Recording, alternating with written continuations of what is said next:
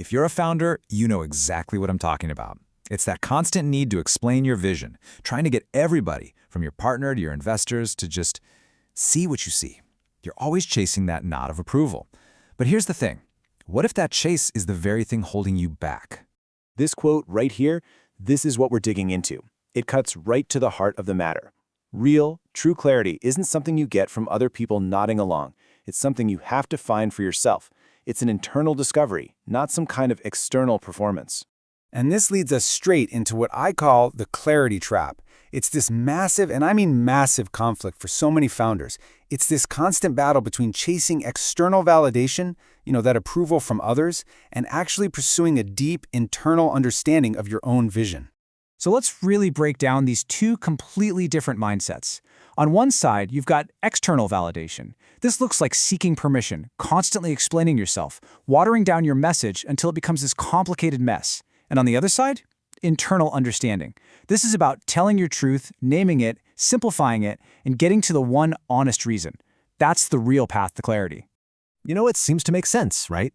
If I can just get them to understand, then my idea must be clear. But this is a huge mistake. That outward-facing approach is exactly what leads to those tangled, messy, and ultimately weak ideas that just never seem to land with any real impact. So here's the bottom line, and it is absolutely crucial. Your vision, your core direction, it cannot be achieved by a committee. You cannot get there by consensus. Clarity is a moment that happens between you and yourself. That's it. Nobody else gets a vote. Let me show you what this looks like in the real world with a story that just perfectly illustrates this shift. We call it the kitchen table realization, and it's a perfect case study in moving from seeking approval to actually finding that internal discovery. Okay, so picture this. The founder is trying to make their big decision make sense to everyone else. They've got this gut feeling, this restlessness. But the goal isn't to understand that feeling. No.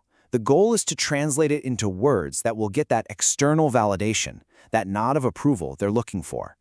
So they're sitting at the kitchen table with a notebook, and they start listing out all the safe, logical reasons for starting this new venture. And just look at this list. It's everything you'd expect. Freedom, creativity, alignment. These are the polished, easy-to-explain reasons that sound good to an audience because, well, they make sense on paper. But here's where it gets so frustrating. The more this founder tried to explain, the more they leaned on these logical, safe reasons, the less clear everything became. The very process of seeking that external understanding actually created more confusion, not less. It was a tangled mess. And then, this is the turning point. In a quiet moment of just pure honesty, the real reason bubbles up. It's not polished, it's not for an audience, it's raw and it's true. Because I know I am meant for something more than this. And in that one sentence, bam, everything just clicks into place. Now, that story isn't just a nice little anecdote. It is a blueprint. It leads us right to a very actionable principle you can apply literally right now, finding your own one true sentence. So I'm going to ask you directly, what is the real reason you want this? I'm not talking about the polished version for your pitch deck or for your parents. I mean the one that's just for you. This question is designed to cut through all of that noise. And here's how you do it. It's a very surgical process. First, create some quiet space. Turn off the phone, close the laptop. Second, write down the honest reason, the one that lives deep underneath all those logical justifications. Third, and this is the most important part, do not water it down for anyone else. And fourth, you have to recognize that this raw, undiluted sentence is your clarity. Okay, so you found your one true sentence. Amazing. Now what? This is where we make the final pivot. This is where we see how that raw, internal clarity becomes the absolute starting point for building a brand story that is genuinely powerful.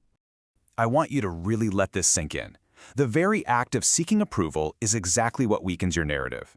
The moment you stop tailoring your why to fit what you think other people want to hear, that is the moment your story gains its power, its real magnetic pull.